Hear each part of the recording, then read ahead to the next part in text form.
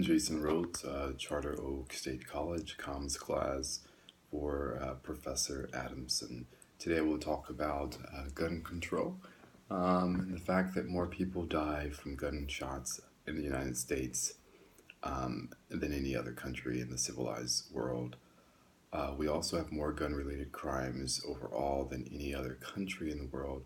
According to statistics from the FBI, gun control, as you know, has been an issue really within all communities. Everyone can get access to guns. You don't necessarily have to be 18 or 21 years of age because of certain rules that are in place don't necessarily apply because people sell guns, as we know, all the time.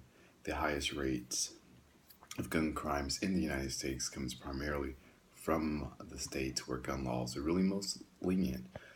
South Carolina and Tennessee dominate the board in their race of gun crimes per capita.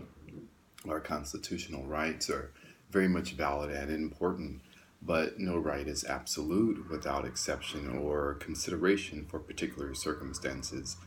Even the sacred right to freedom of speech is limited in that you cannot knowingly spread false information, although no one is saying that broadly. When the Second Amendment was ratified, the founding fathers had very little or no understanding of mental health issues and stability, as we see from issues that have happened in Colorado and other places. Mentally disturbed individuals were able to get access to guns and kill innocent victims. Children who are not even old enough to vote or drive have access to deadly weapons. If a 9-year-old were allowed behind the wheel of a car, even with an adult, it would be a crime and the parent would be charged for negligence and endangerment at least.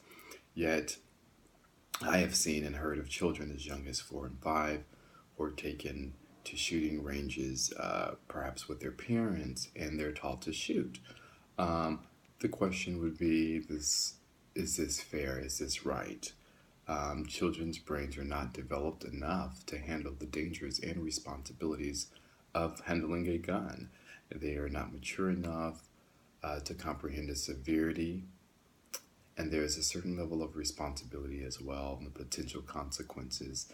The human frontal lobe, which is the home of consequential thinking, rationalizing, and making decision making as well. So I think it's imperative that gun laws become stronger. I think it's imperative that it starts at the top level, and that we enforce laws that makes it extremely difficult for any individual to carry guns. I do believe that assault weapons and automatics should be strictly prohibited.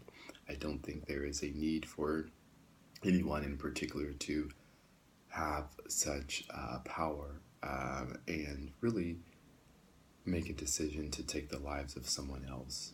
And I think it's extremely important that we enforce these gun laws.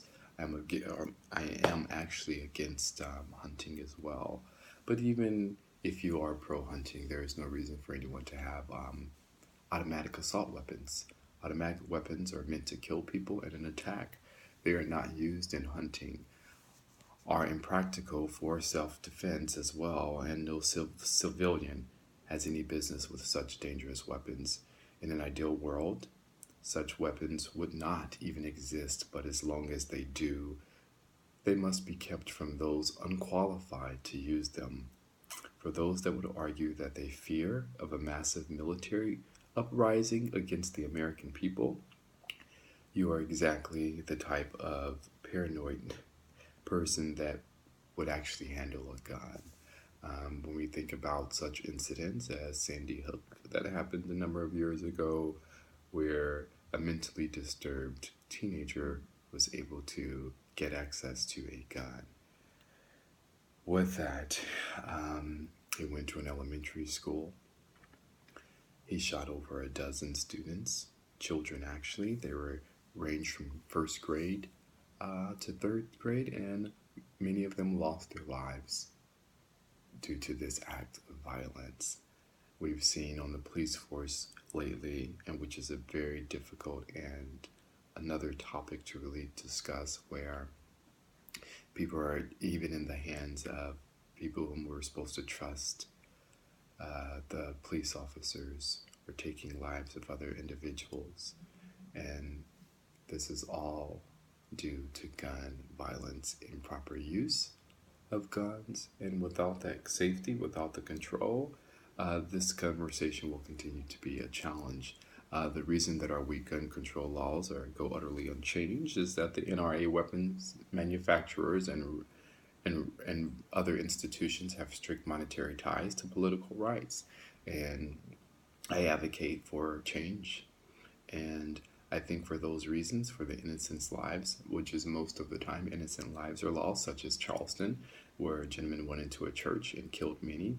Um, it could be your relative, it could be my relative, anyone that we know in particular, and therefore we should uh, make change and have stronger gun laws so that only qualified or individuals like such as police officers with certain training can have access to guns. Thank you.